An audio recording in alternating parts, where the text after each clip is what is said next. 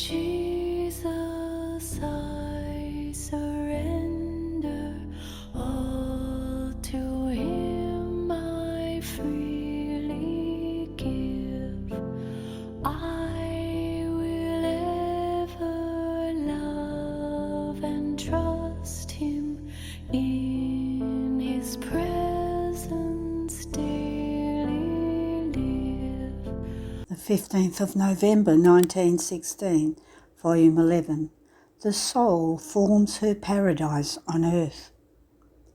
I was lamenting to my sweet Jesus that He no longer loved me as before, and He, all goodness, told me, "My daughter, not loving one who loves me is impossible for me.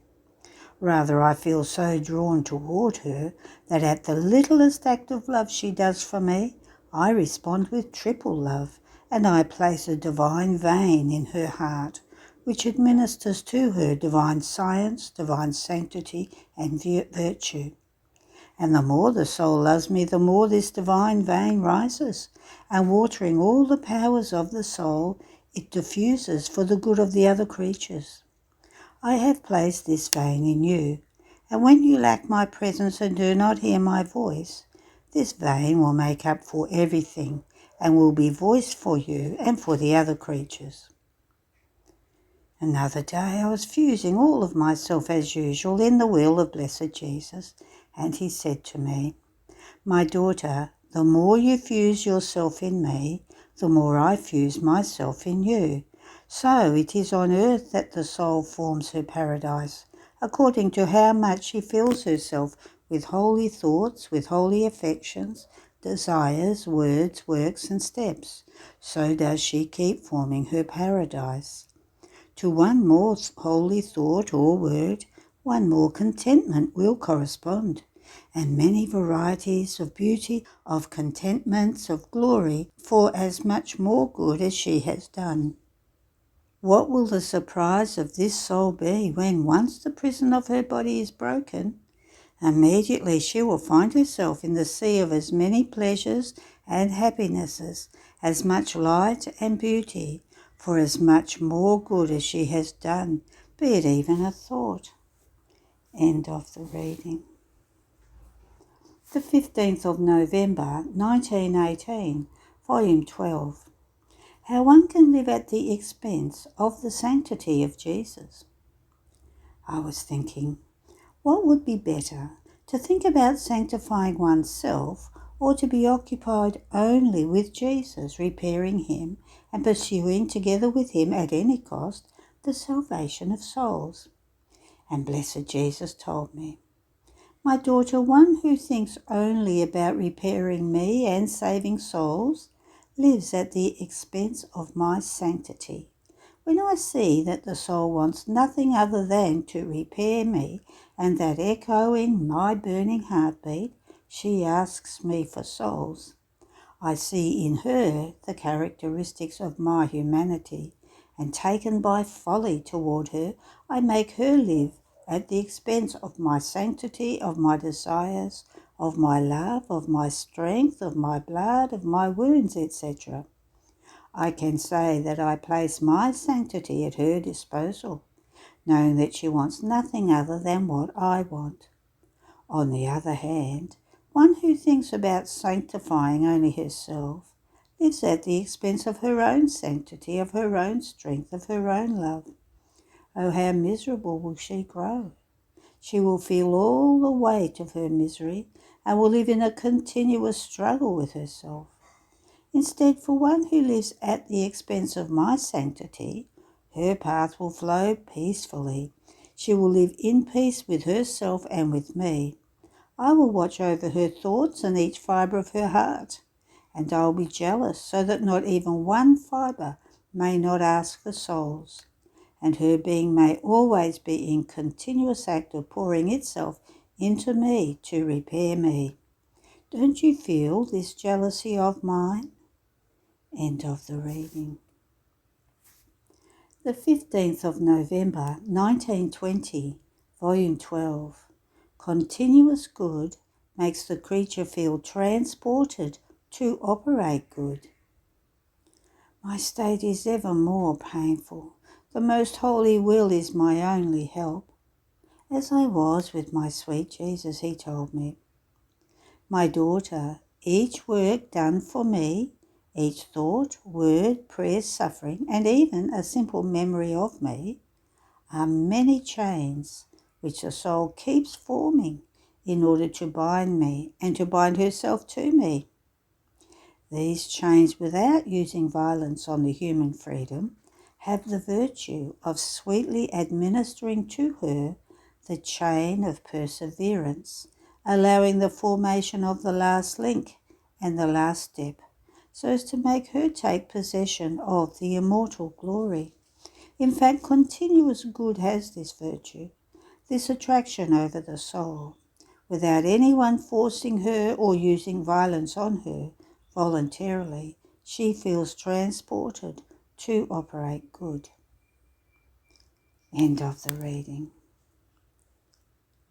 The 15th of November 1923, Volume 16.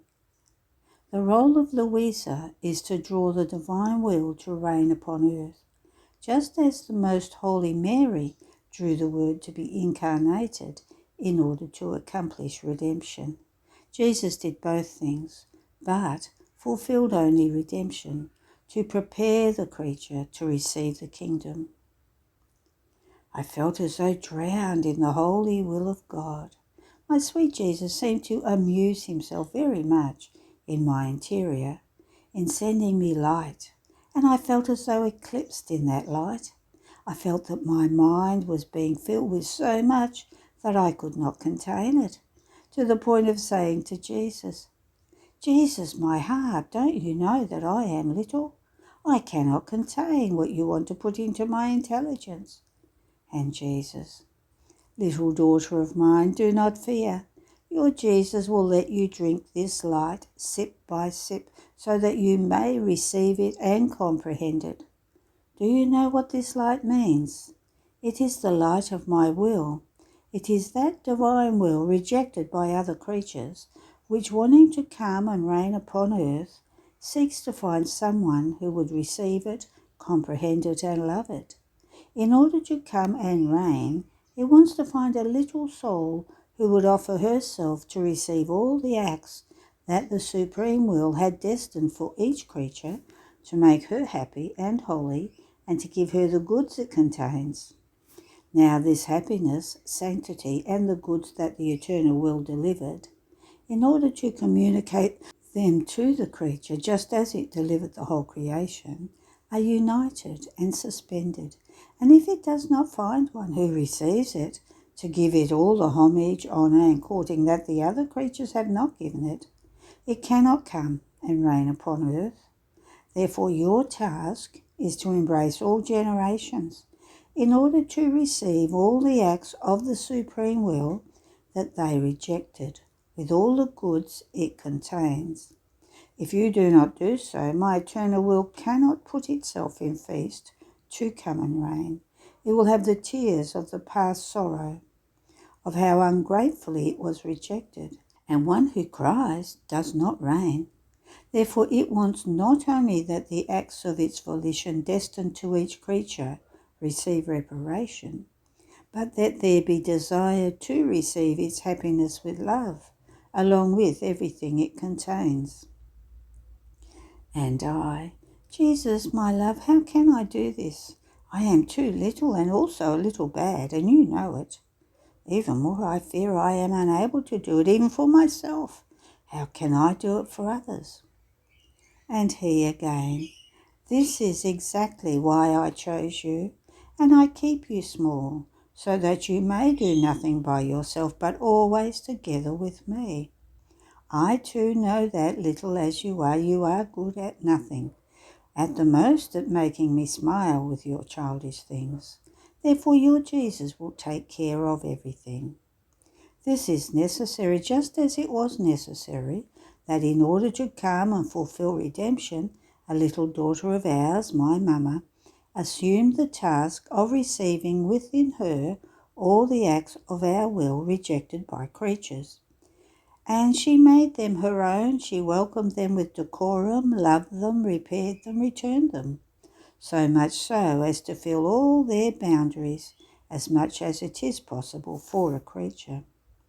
When the divinity saw, reintegrated in this little creature, its will of creation, not only for herself but for all others, it felt so attracted that it added the greatest act, the most sublime, the most prodigious one, to the many acts of its will in creation, that this little one be the one to be raised to the exclusive and unique dignity of mother of her own creator. I, Eternal Word, could never have descended from heaven had I not found in her my will reintegrated as we had wanted it to be in the creature. What then was the cause that made me come upon earth? My will existing in a little creature. What did I care if she was small? All I cared about was that my will be safe in her, with no fracture on the part of her human will. Once our will was safe, all our rights were given back to us. The creature placed herself in the order of her creator, and the creator placed himself in the order of the creature. The purpose of creation was already fulfilled, so we got to the facts, that the Word be made flesh, first to redeem man, and then so that our will be done on earth as it is in heaven. Ah, yes, it was my mamma who, taking into herself all our will, delivered for the good of creation, darted the divinity with divine arrows, in such a way as to draw like a powerful magnet the Word into her womb, wounded by our own arrows. We can deny nothing to one who possesses our will. See then the necessity for which I want another creature to offer herself, to receive into herself all the acts of my will which I delivered in creation, so as to give fulfillment to that fiat which I brought upon earth, and which was welcomed and understood only by my mother. And this is why there was no division between me and her. The divinity wants to be wounded once again with its own darts, in order to give the generations this great good, that my will reign in them. This is the greatest thing it wants to give, the true origin of man. A human will is not enough to beseech it, and even less to wound the divinity. It takes a divine will with which the soul, filled with it, may wound her Creator with his own arrows, so that wounded he may open the heavens and let his will descend upon earth.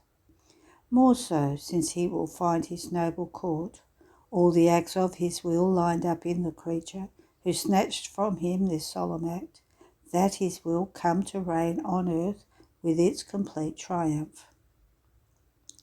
On hearing this, I said to him, My beloved good, your words confuse me, even more they annihilate me, so much that I feel like a little newborn baby whose limbs are not yet well formed, and therefore it is necessary to swaddle her. And while swaddling clothes are still necessary to form me, you want to unswaddle me, but to do what? To make me stretch my little baby hands and embrace your eternal will. My Jesus, don't you see? I can't reach. I cannot hold it. I am too little. Moreover, if it pleases you so much that your will reign upon earth, why did you wait so long?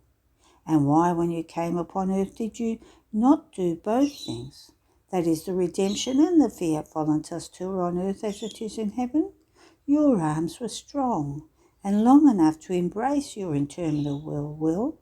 See, O Jesus, mine are weak and short. How can I do that? And he again, Poor little child, you are right. My words confuse you. The light of my will eclipses you and renders you the true newborn of the supreme will. Come into my arms. I will swaddle you with the clothes of my own will, so that it may strengthen your limbs with its fortitude, so it will be easy for you to hold tightly in your little arms that eternal will which wants to come and reign in you with so much love. So I flung myself into his arms to let Jesus do me what he wanted. Then he added, I could indeed have done both things when I came upon earth, but the creature is not capable of receiving the work of her Creator all at once. Moreover, I myself delight in giving ever new surprises of love. And then the creature had profaned her taste with her own will. She had made the breath of her soul stink with such ugly things as to be disgusting to me. She had reached the point of acquiring a taste for the most revolting things, to the extent of letting them flow over the three powers of the soul, like a rotten fluid, such that her nobility could no longer be recognized. Therefore, with my redemption, first I had to take care of all of this, providing all the remedies, and giving all these evils the bath of my blood, in order to wash them. Had I wanted to do both things, man being so dirty, blind and deaf, rendered so by his human will, he would not have had the eyes of the intelligence to comprehend, nor the ears to listen, nor the heart to receive my will. And my will not being understood and finding no place in which to dwell, would have turned back to heaven once again. Therefore it was necessary that first man understand the goods of redemption, to be able to dispose himself to comprehend the good of the fiat voluntas tua on earth as it is in heaven. The same would have happened also with you if at the beginning, when I began to speak to you, I had talked to you about my will. You would not have understood. I would have behaved like a teacher who, instead of teaching the first letters of the alphabet to his pupil, wanted to teach him sciences and foreign languages. Poor boy, he would get confused and would learn nothing.